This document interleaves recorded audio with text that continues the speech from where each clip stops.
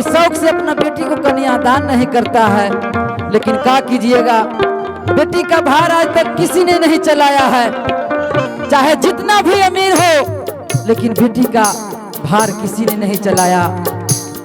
हर बेटी को एक दिन अपना घर छोड़ के जाना होता है। जब सुबह 5 बजे बेटियां विदा होती है, तो एक पिता से ज्यादा माँ का कलेजा निकल जाता है। माँ कहती है, पापा के गोदिया बैठ के बेटी,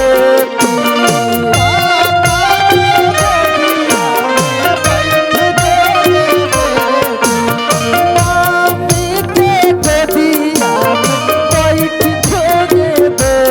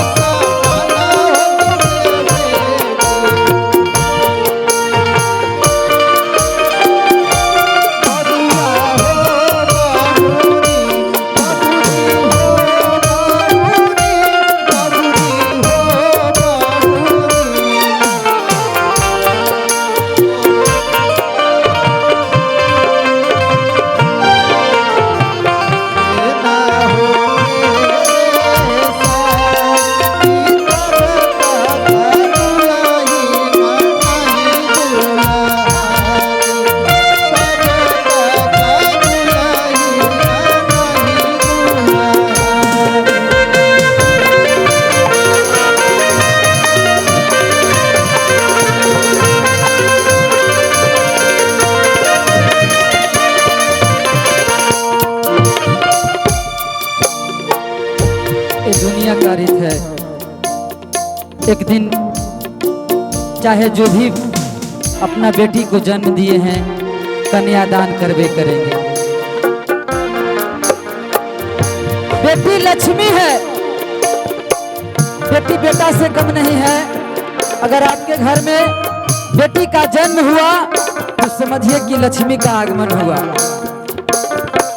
एक दिन हम भी अपना एक बेटी का पिता बनेंगे, हम भी कन्यादान करेंगे, मेरा भी कलेजा फटेगा।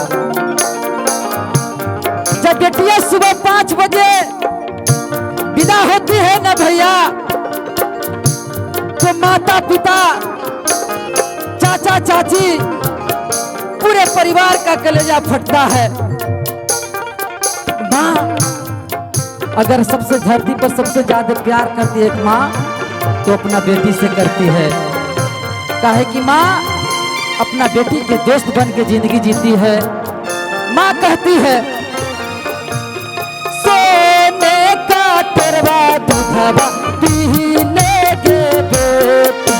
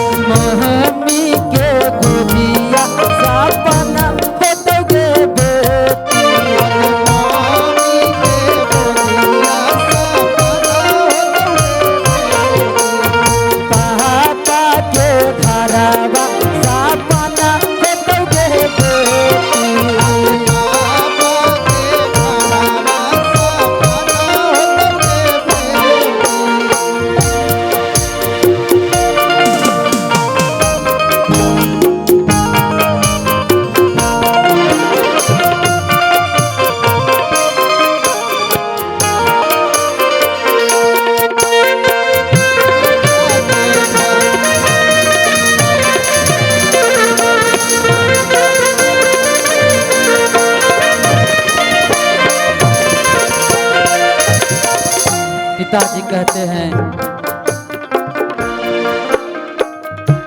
बेटी के पायल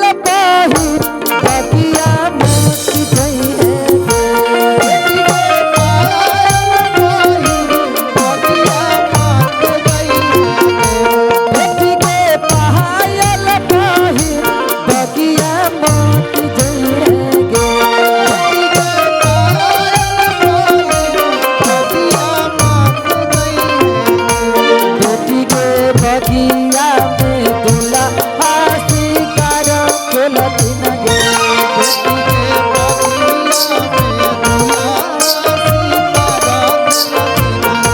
बेटी गे पनावा खिला के मनवा मोहले तुन गे।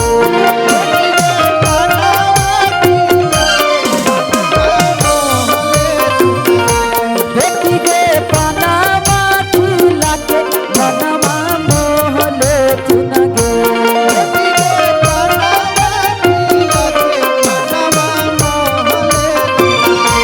बेटी गे बोलेरो पा बैठा के लेके चल गई तुन गे।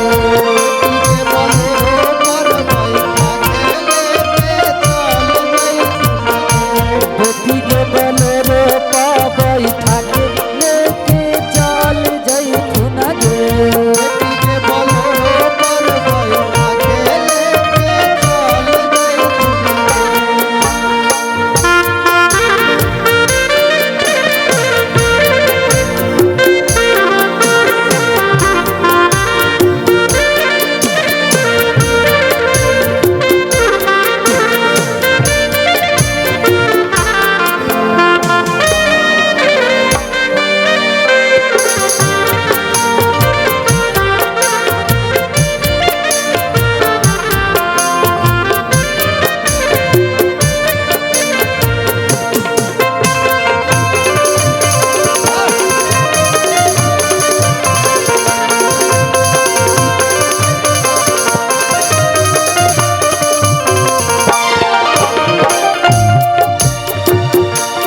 पिताजी माँ बोलते हैं अपना बेटी से,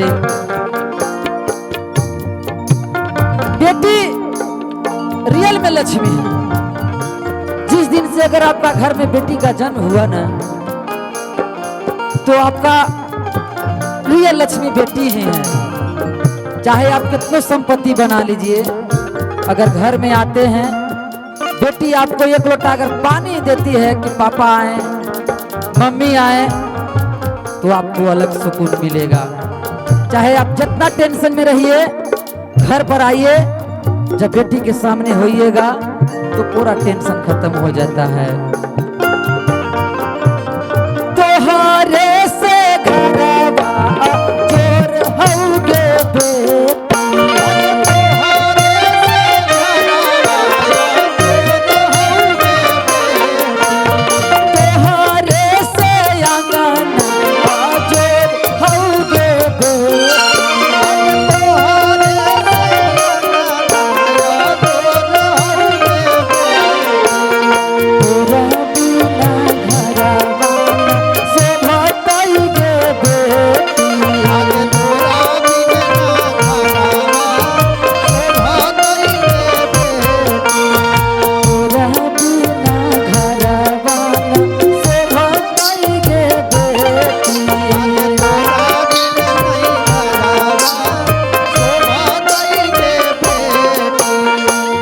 जब एक भाई अपना बहन को विदा करेंगे सुबह,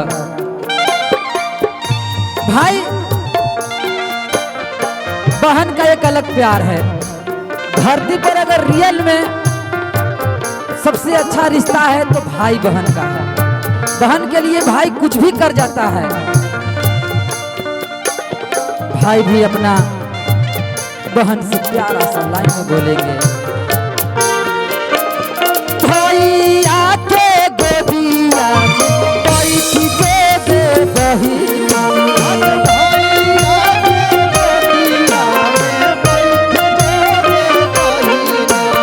भैया के गोदिया बैठ जोगे बहिया, भैया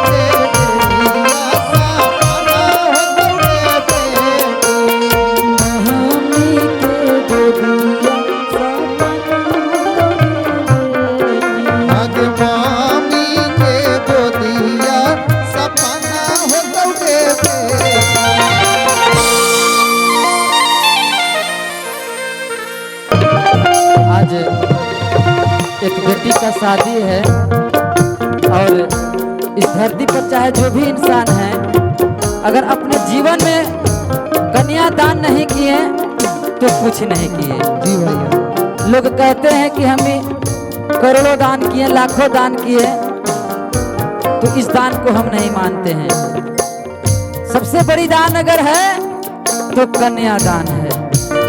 एक बेटी जब सुबह 5 बजे अपने घर छोड़ के जाती है, विदा होती है बेटी, तो माता पिता पूरे परिवार के लोग के मन दुखी होता है। और एक पिता कैसे कहते हैं अपना बेटी से, पापा के गोदिया में बैठ जोगे बेटी,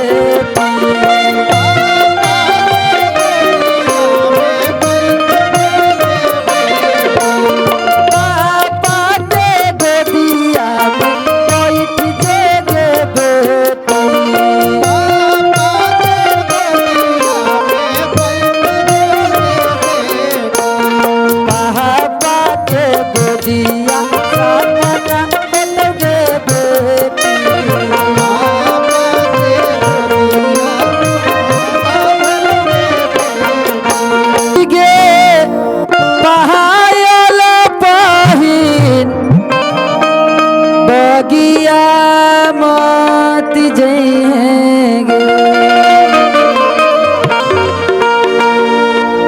बेटी गे बगिया में दूल्हा शिकार खेलती गे।